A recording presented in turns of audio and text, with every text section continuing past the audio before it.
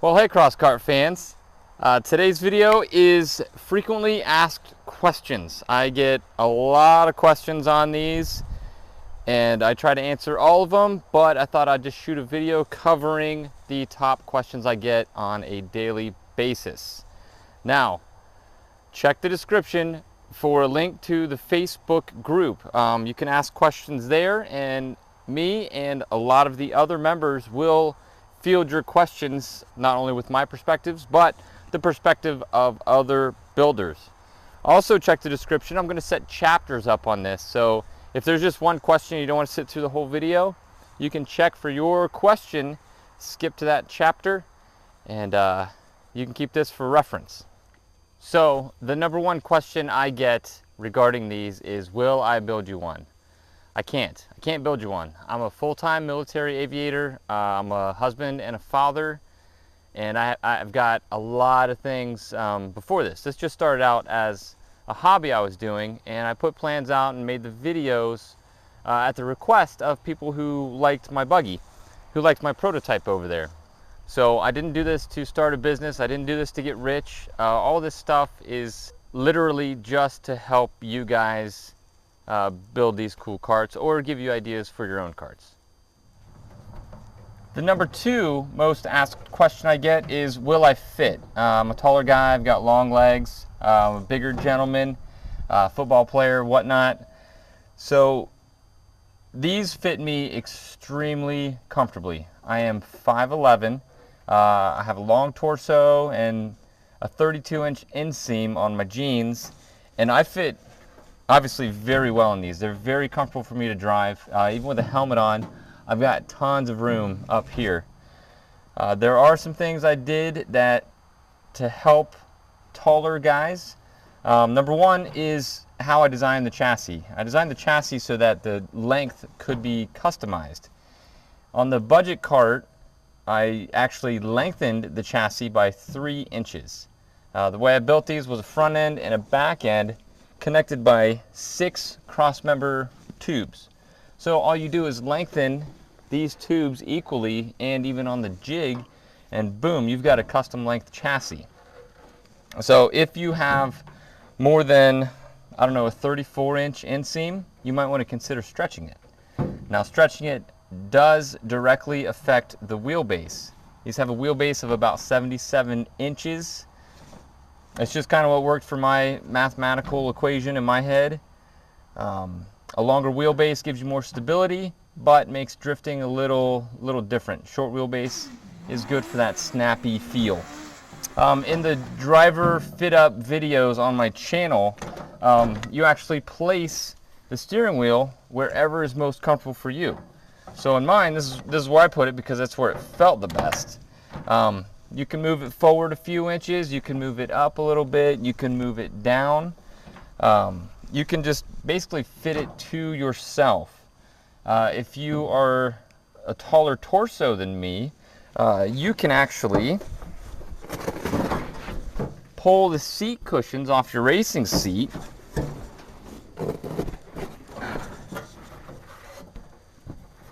and you actually sit a little lower in this. It gives you almost 2 more inches of headroom.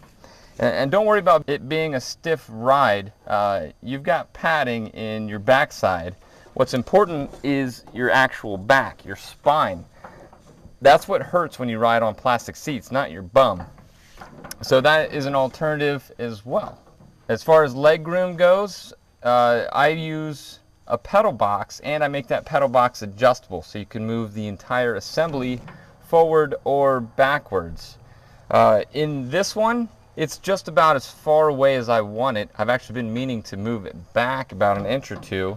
Alternatives to that, if you use a snowmobile engine or any engine that is an automatic and you don't have a clutch pedal, you only have a 2-pedal setup, you can run the pedals all the way forward in the chassis and there's a ton of room up there. You could have a 40-inch inseam and still be able to get to your pedals. It's actually worked out really well.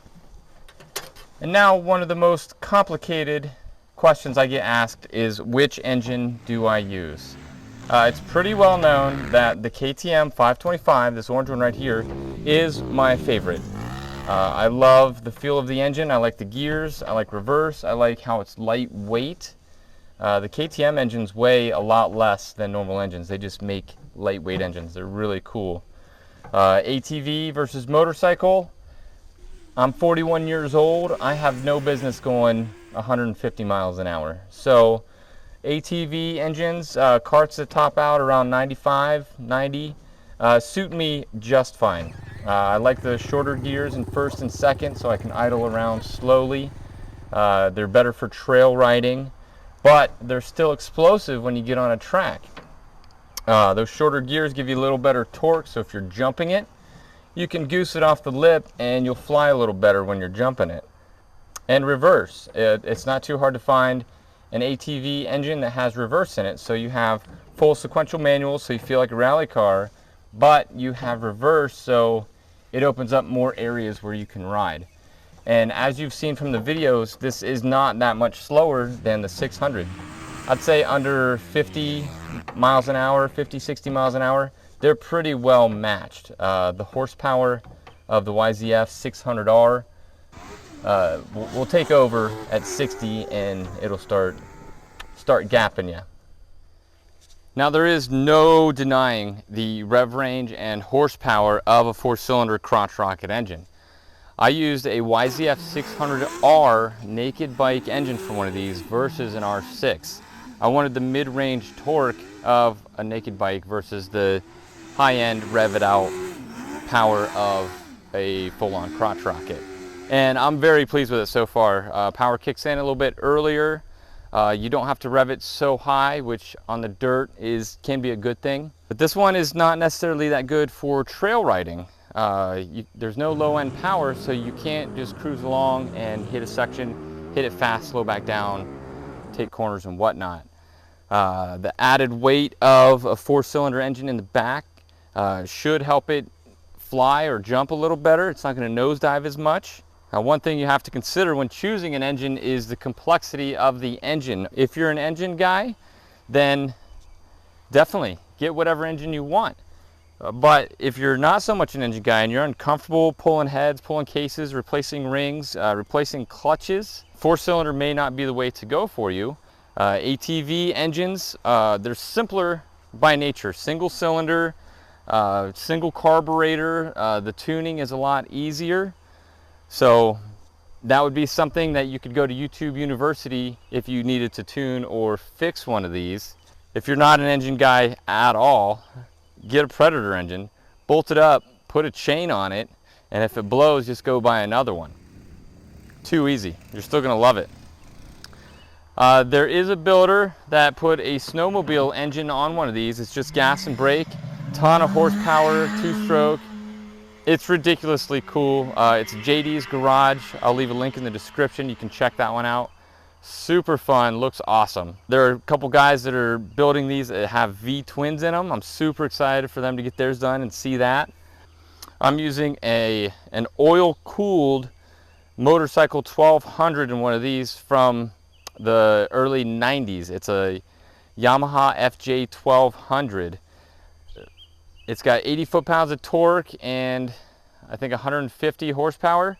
The added weight, the added passenger, the added drag, plus not having to mount a radiator kind of excites me about this. Plus the bikes in the early 90s were still a little bit heavy and a little bit over-engineered. So the gears are stronger, the clutch is stronger, but the engine itself is a little heavier. Decent trade-off for not breaking stuff all the time.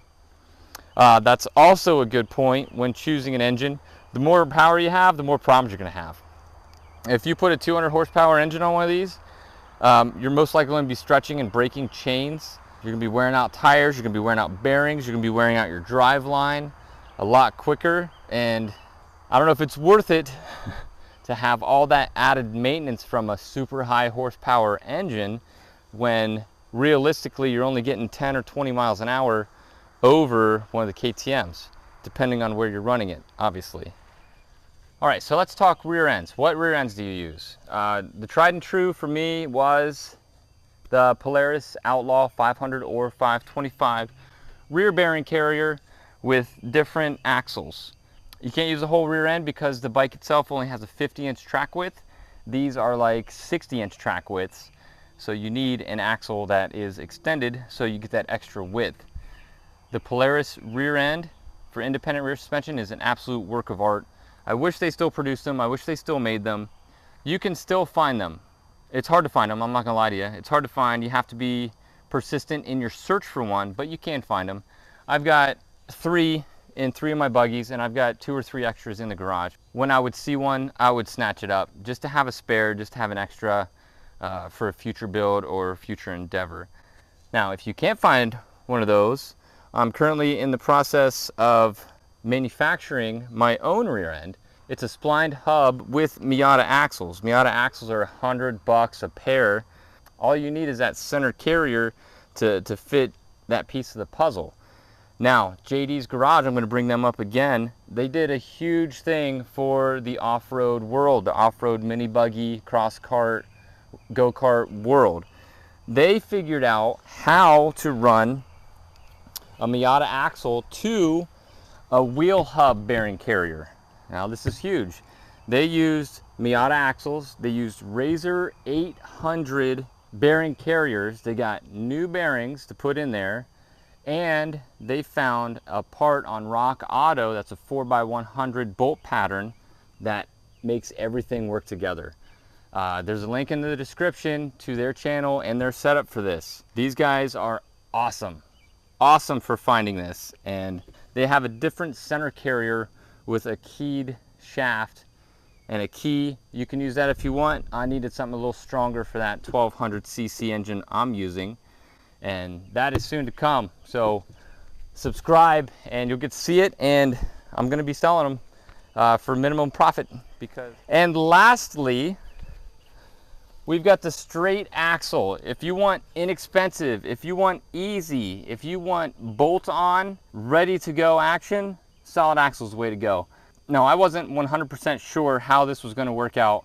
I know these are light enough. I know that I can do suspension work, but the rigid rear with a solid axle is amazing. It is so incredibly fun to drive. My buddies don't want me to put a suspension on it because they think it's fine the way it is. But I want to take it on trails. I want to set it up for my wife and my daughter to drive so that I can go anywhere I want with these. And they can come with. It'll be a lot of fun. So that's your options there. There are tons of people on YouTube making their own rear ends. I don't need a differential personally. I like the feel of a live axle. I like the consistency of it. But there's some dude that took a Miata differential and made a center spool out of it and put a sprocket on it. There are all kinds of people coming up with solutions for this problem. So rear end, just like the entire cart, it's optional. It's optional. You can put anything in there. There's plenty of room for it. I run anywhere from 42 to 52 tooth sprockets, and everything fits in the back with room for adjustment. It's all in the chassis design. All right, so suspension. Now, what I do for suspension is pretty easy. It's ATV suspension. These things are so light that you can get away with using them, and it's super inexpensive. So what I do is I look on Facebook Marketplace, I look on eBay, I look on Craigslist. There are people that sell entire front end setups, brakes, A-arms, tie rods, hubs. Sometimes the shocks come with it, and you can get a whole front end for like 250 bucks. And this is already pre-engineered stuff. It's rebuildable. You can get new ends, you can get new bearings. So you can basically just have it forever, and it's not like a custom made piece. The shocks alone run about 100 bucks each. Most of the stuff I use are from Polaris Outlaws, either 500s or 525s. About 15 years ago, I had the idea to take a Polaris Outlaw and turn it into an affordable Crosskart, and it turned out it worked really well.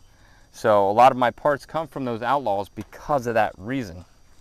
Now, the Fox Podium shocks that come on the Outlaw 500s are primo. Absolutely primo. Awesome adjustable dampening. You can see the shock bodies are threaded all the way. So you have a ton of preload you can put on these shocks, and you can adjust the dampening if you buy certain years. This one has aftermarket Polaris Outlaw A-arms made by Full Flight Racing. They're completely adjustable for camber, caster, overall width. They're awesome. They're 1 inch over stock lengthened because that's all they had in stock. The number 27 has just stock Polaris Outlaw 500 arms on it. The number 5 has Yamaha 660R Raptor A-arms on it, and the budget cart has Polaris Outlaw front A-arms. They all run the Fox Podium shocks. You can get them for $100 all day long, and they're upgradable. They're upgradable. You can get a different spring rate altogether. Down the road, if you come into a ton of money, you can get Elka like stage 3 triple rate shocks and put on here for $2,500. That's the beauty of using ATV parts, is that when you upgrade the quad, you can upgrade your Crosskart the same way. It's awesome. Weights on all of these, that's why I get away with using ATV suspension parts, is because these don't weigh much. The blue one, number 5, is the heaviest. It weighs about 650 pounds, 630, 650, something like that. And the lightest one is this KTM, because the KTM engines are so light. This one only weighs like 550 pounds. It's ridiculously light. Budget cart obviously doesn't weigh much at all. And the number 27, I think, came out to like 630 pounds. The Polaris 500 engine is pretty heavy, but it's also pretty bulletproof. To give you guys a starting point, the chassis by itself, before you put anything on it, is 115 pounds. That's if you use 0.095, it would be lighter with 0.083, and it would be heavier with 0.120. Overall sizes, dimensions of specific pieces, I don't really give that stuff out because it's part of the design. I originally followed the Crosskart rules and regulations, technical specifications for building one of these. So I used the length, width, and height that was prescribed by the technical regulations. I can tell you that they have like a 77-inch wheelbase. They're around 62 inches wide. I make the frames stretchable. I mean, you can see that they're small. They're mini buggies. They're Crosskarts, but they're not tiny. So all the dimensions are in the building. They're in the jig.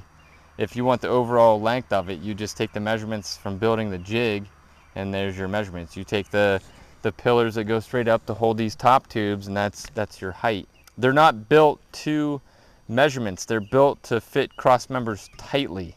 So this bar is a certain length, right?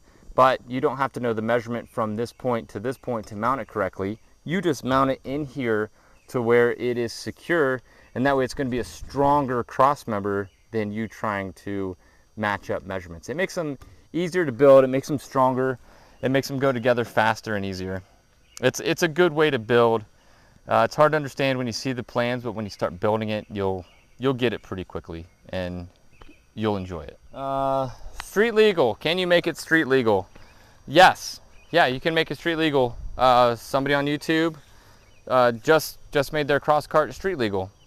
And the first thing he did was take it out on the street and go as fast as he could and cross the center yellow line, left of center, on his shakedown run. I'm not judging him at all. He is more than welcome to do whatever he wants. You guys are more than welcome to do whatever you want. I was going to look into making one street legal. I was actually kind of excited about it. It'd be cool to drive one of these to work, show it off, take it to car shows, whatever. But seeing him do that made me realize that you can't just take this and drive it to the grocery store like you're driving your truck.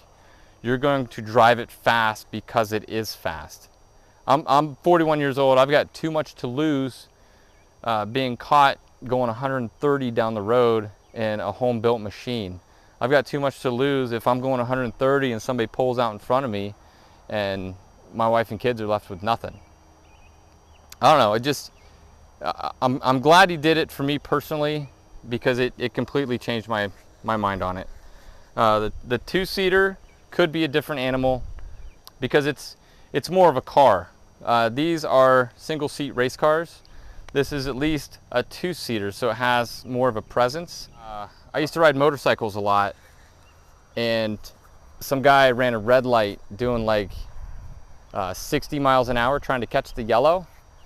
He missed the yellow by a lot because I was in the intersection, and he plowed into me, and I spent the next 6 days in the ICU. I've got a titanium rod in my leg, pins. I know when it's gonna rain. So some dude in a Grand Am being stupid wouldn't even compare to somebody trying to catch a yellow light in one of these. Just saying. And like I said, I'm not downing anybody. I'm not downing him. He's an incredible builder. He does awesome stuff, and I watch all of his videos.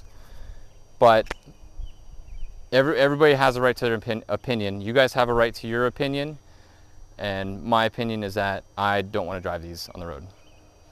So in short, yes, you can make them street legal. How much does it cost to build one? That's a huge question, and it's kind of hard to answer. Last year I shot a video dedicated completely to that subject, so I'll just summarize here. The budget cart was under $2,000. Now I'm adding money to it as I upgrade it, but the least expensive way to get into a Crosskart is just under $2,000. You can add to it later with a racing seat, rear suspension, gadgets here and there, but the minimum cost to safely own and operate a Crosskart will set you back just shy of 2,000 bucks. The number 5 cost me $4,000. I got really lucky on a donor. That donor bike had all the shocks I needed. It had the front A-arms, it had the Polaris Outlaw rear end, and it had the YZF 600R engine. So this one was actually the least expensive, and it's got the most horsepower. Yep, it just all matters on how you source your parts. Two-seater is budgeted for around 6,000 bucks. The R&D going into the rear end, instead of counting all the money I'm putting into that, I'm just going to count the price that I'm going to sell to you for. So 6,000 bucks for that is the estimated cost, and it's a pretty good estimate. The KTM 525 cost me just shy of $6,000. This one I bought a fairly decent, semi-ragged out 525 Outlaw and used all the parts off of it. Now I haven't sold the unused parts from that quad yet. So if I get 500 bucks for the frame, or even 300 bucks for the frame, 100 bucks for the rear A-arm, 200 bucks for the plastic, that adds up to reduce the cost of this, making this one cost around $5,000. The prototype was actually the most expensive one, just because I counted all the R&D funds. I tracked all of the expenses I put into making this. So all the failed options, all the extra tubing, when I had to cut something out and rebend it and put it back in, the total sticks of steel that I used went into that figure, and it was about $6,800, something like that. Actual cost of what you see sitting here was just shy of 6,000 bucks. And also with that, I had a donor quad. I did not sell off the extra components from it yet, so that would further reduce the overall cost. Materials, what are they made out of? They are made out of 1.5" and 1.25" DOM tubing. 1.5" is the primary frame, 1.25" makes up the cross members on it. If you do my A-arm rear suspension, you're going to have to buy 1" DOM steel.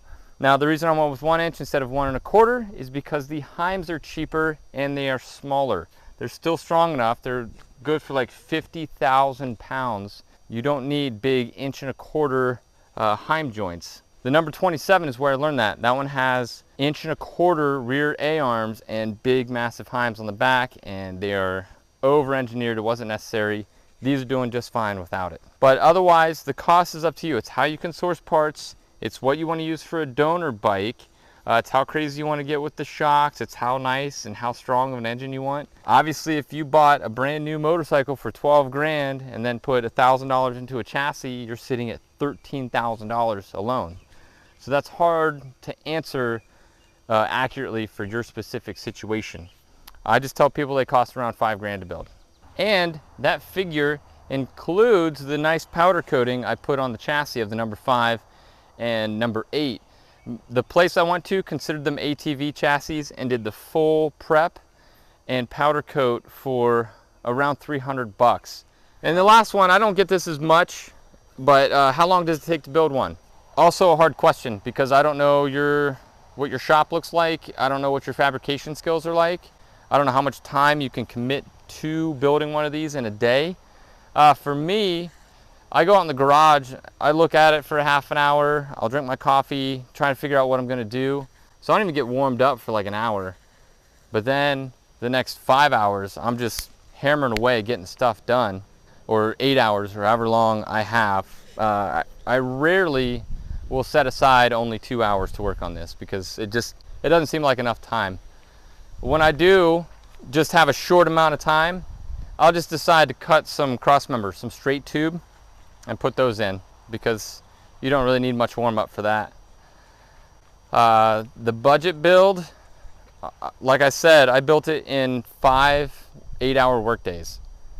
I built the chassis in a weekend. I put it on its wheels in a day. I did the steering controls, seat mount, and motor in a day. Then I buttoned everything up on a day, and it's running. It's great. It's still tack welded mostly. I haven't even finished the welding.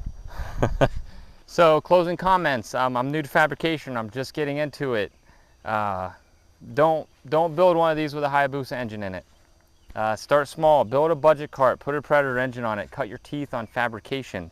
If you buy the RogueFab bender and the RogueFab notcher, it's as easy as following the plans. If you're good at following instructions or directions, you will be able to build this. If you're unsure about your welding, get a welder, tack it together, and get a buddy to come over and finish your welds, or practice elsewhere before you do your final welds on your chassis.